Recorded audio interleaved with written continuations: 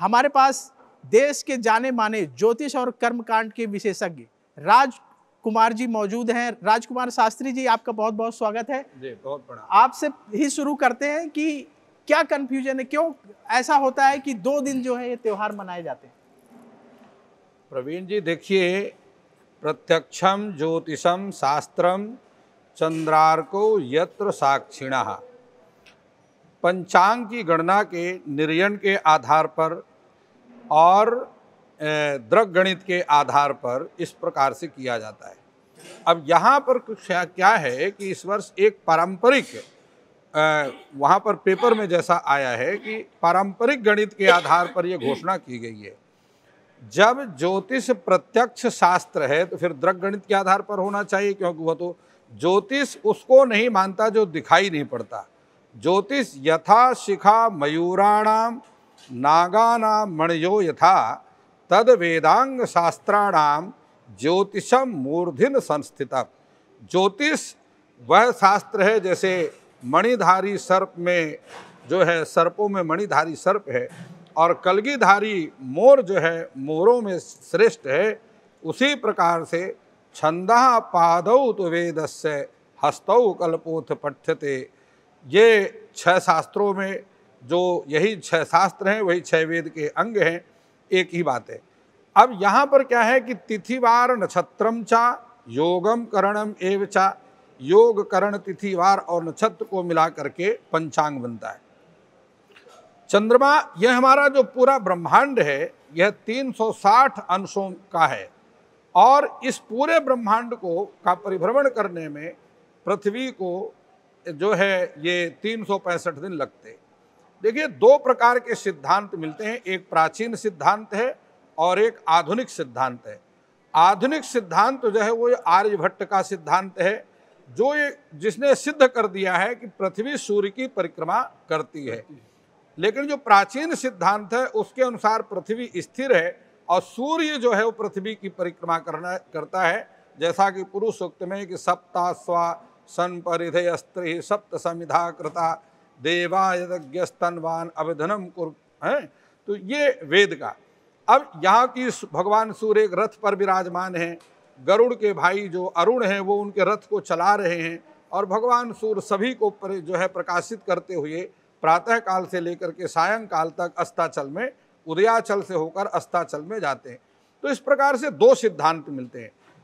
तिथि की गणना किस प्रकार की जाती है? यहाँ पर सूर्य के भोग्यांश और चंद्रमा के भोग्यांश। गतैष्या दिवसाद्येन गतिर्निघ्नि खसठता लब्ध अंशादिनाम शोध्यम योज्यम स्पष्टो भवेद ग्रह।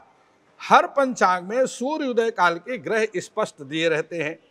अब उस इष्ट काल के आधार पर जिस समय का शोधन करना है उसमें यदि सूर्योदय से पहले की का शोधन करना है तो ऋण चालन करके, सूर्य उदय के बाद का शोधन करना है तो धन चालन करके, इस प्रकार पंचांग का संस्कार करके सूर्य के भोग्यांश में और खखडनम भयातम भभोगो त्रतम तत् कतर कघ्न युक्तेश युक्तम दिनिघ्नम नवाप्तम शशि भू भाग पूर्वस्तु भुक्ति खखा भ्राष्ट वेदा भोगेन भक्त्या। और चंद्रमा का इस सूत्र के आधार पर 48,000 में 60 का भाग दे करके चंद्रमा की गति को निकाल करके 2 दिन के ग्रह स्पष्ट को परस्पर एक दूसरे से घटा करके सूर्य की गति निकलती है। वहां पर सूर्य की गति को का गुणा करके 60 का भाग देने से और फिर चंद्रमा सूर्य के भोग्यांश को एक दूसरे के मध्य का जो काल है यह तिथि कहलाता है। अब तिथियां एक महीने में वही तिथियां जो है प्रतिपदा से लेकर के चतुर्दशी तक रहती हैं, और अमावस्या जो है पूर्णिमा और अमावस्या ये मिलाकर के कुल 16 तिथियां होती हैं, और उन 16 तिथियों को 2 भागों में बांट दिया गया है, कृष्ण पक्ष और शुक्ल पक्ष के मध्य में। अब यहाँ पर देखिए सूर्य की जो गति है वो 1 अंश प्रतिदिन की है, कभी कभी 1.25 अंश भी हो जाती है। चंद्रमा की जो गति है वो 11 अंश से 15 अंश के बीच में होती है, कभी कभी 15.25 अंश तक भी हो जाती है। प्रतिक्षण वह गति जो है बदलती रहती है। अब ऐसी स्थिति में जब चंद्रमा 15 अंश की गति से गोचर करेगा तो इस प्रकार से 1 महीने में चंद्रमा पूरा चंद्रमास के आधार पर 360 अंश को पार करता है, जबकि सूर्य उसी 360 अंश को पार करने में पूरे 1 वर्ष का समय लेता है। तो ये सौर मास और चंद्रमास, चूंकि चंद्रमा और सूर्य की गणना के आधार पर तिथि का निर्णय होता है। अब जो तिथि, अब एक तिथि का मान कितना है, 12 अंश। चंद्रमा गति कर रहा है 15 अंश, तो स्वाभाविक रूप से वह 12 अंश से अधिक पार करेगा। तो जैसे वो 12 अंश को अधिक पार करेगा, वह दूसरी तिथि का निर्माण कर देगा। तो 12 अंश तक पहली तिथि, फिर 24 अंश तक द्वितीय तिथि। तो इस प्रकार से 12-12 अंश करके वह तिथियों का निर्माण करता रहता है। जी। अब उसको आप देखिए, हमारा जो पंचांग है, आप मुझे 1 मिनट का समय दीजिए। हमारा जो पंचांग है, यह रात्रि के 12 बजे से नहीं चलता है। यह जो अंग्रेजी डेट है, आप उसको दिनांक कहिए, वह रात्रि के 12 बजे से चलती है और वह घंटा, मिनट और सेकंड में चलती है। लेकिन जो पंचांग है वह सूर्योदय काल से चलता है, वह घटी, पल और विपल में चलता है। तो अंश, कला, विकला इसमें ग्रहों का स्पष्ट होता है। तो यदि आप अंग्रेजी तारीख के साथ में पर्व जो हमारे तिथियां हैं इनको मिलाने का प्रयास करेंगे, वह कभी संभव हो नहीं सकता।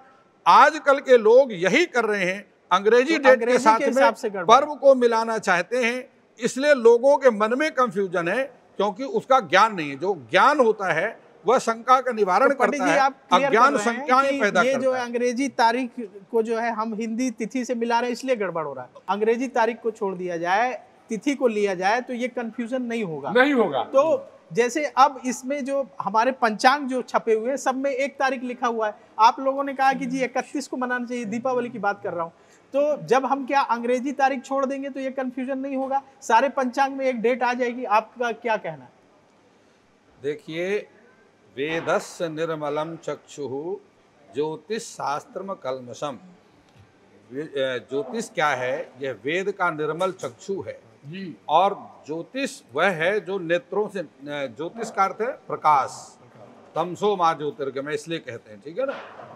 अब देखिए क्या है कि हमारा जो क्रांति वृत्त है, जिसको राशि वृत्त कहते हैं, ये 360 अंश का है और इसमें 12 राशियां हैं। एक राशि 30 अंश की है और ये इसी पर पूरा पर भूमेर पिंडा शशांकः ज्ञा कवि रवि कुजे जारकी नक्षत्र संज्ञा।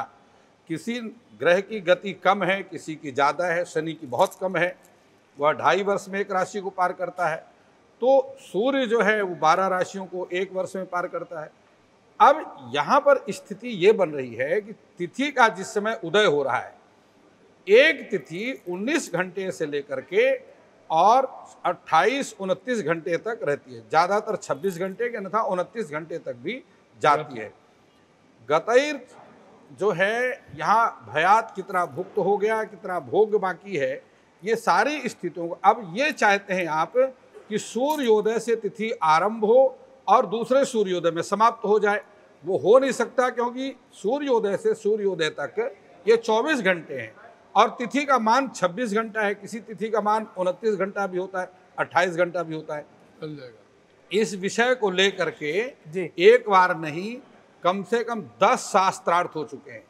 मथुरा में शास्त्रार्थ का आयोजन हुआ, काशी में शास्त्रार्थ का आयोजन हुआ, जयपुर में शास्त्रार्थ का आयोजन हुआ, दिल्ली में शास्त्रार्थ का आयोजन हुआ, करोड़ों, उज्जैन में शास्त्रार्थ का आयोजन हुआ, करोड़ों रुपए इसमें खर्च हो चुके हैं। समाधान क्या है? ये समाधान यही है कि तिथि गणना के आधार पर चलेगी और जब तिथि का उदय होगा, वो तिथि मान है, कितने घंटे की तिथि, कितने, वो चंद्रमा और सूर्य की गति के आधार पर चलेगी। इसका कोई निष्कर्ष नहीं निकलेगा। आप इसमें डेट को लेकर के उसके समय को निर्धारित कर सकते हैं कि इस समय आप गणित, अंग्रेजी तिथि जो डेट है उसको पर्व के साथ में सामंजस्य बिठा करके इतने बजे तिथि का उदय होगा। वो देखिए, सौर मास अलग है, चंद्र मास अलग है, सावन मास अलग है, नक्षत्र मास अलग है, उनके अलग अलग। तो आप उसके साथ में कैसे उसका निष्कर्ष ये नहीं निकल सकता। ये जैसे चल रहा ऐसे ही चलेगा और ऐसे ही चलेगा। इसी कारण से पंडितों की वैल्यू भी है। देखिए, सभी पंचांगों में एकता है। बनारस का जो पंचांग, फर्क क्यों दिखता है? बनारस का पंचांग सूर्योदय के, बनारस के सूर्योदय के आधार पर चलेगा। राजधानी पंचांग दिल्ली के सूर्योदय के आधार पर बनता है।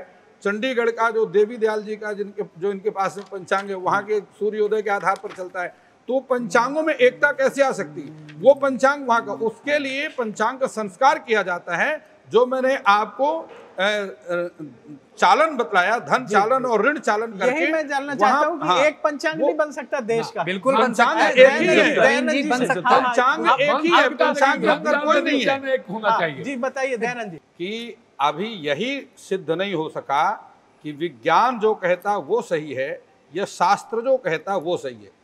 संभवतः विज्ञान भी गलत हो सकता है अथवा शास्त्र भी। शास्त्र जो है प्राचीन सिद्धांत है, विज्ञान गलत नहीं हो सकता। अब देखिए कारण ये है दोनों एक ही कि आपने पेंडुल वाली जो घड़ी देखी है, शोधन कैसे होता है कि पेंडुल वाली जो घड़ी आपने देखी है, जिसमें एक कांटा दीवार पर लगा होता है, 27 अंश बाएं जाता है, 27 अंश दाहिने जाता है, फिर वापस मुड़ करके आता है, फिर बाएं जाता है, फिर दाहिने जाता है। इसी प्रकार से सृष्टि आदि में जो अयन था वह शून्य अंश था, और वह शून्य अंश चलता हुआ जो अयन है प्रतिवर्ष 4 मिनट वो बढ़ करके आज 23 अंश में आ चुका है। वह जो पेंडुल घड़ी है वो 27 अंश दाएं और 27 अंश बाएं तरफ है। जब वह 27 अंश, एक अंश 72 वर्ष में पूरा होता है, उस समय अभी कई 100 वर्ष लग जाएंगे जब वो 27 अंश में पहुंचेगा। 23 अंश तक पहुंच चुका है सृष्टि आदि से लेकर अभी तक, और 27 में अभी समझिए कि चार अंश बाकी हैं। इसको पूरा करने में करीब 300 वर्ष के आसपास लगेगा। 72 गुणा आप 4 कर दीजिए। जब वह जा करके वह 27 अंश के बाद देखा जाएगा कि वह और आगे बढ़ता है या वापस आता है, तब यह सिद्ध हो सकेगा कि विज्ञान सही हुआ। जो विज्ञान कहता हो दाएं तरफ जो चलता है पेंडुल वो विज्ञान है, जो बाएं तरफ पेंडुल चलता है वो शास्त्र है।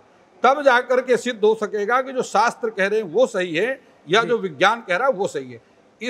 इस कारण से यह बहुत शास्त्रार्थ हो लिए, 10 शास्त्रार्थ तो मैं अटेंड कर चुका हूँ, और इससे पहले भी ऋषियों ने जो चिंतन आज हम कर रहे हैं, इससे बहुत ज्यादा ऋषियों ने पहले चिंतन किया है।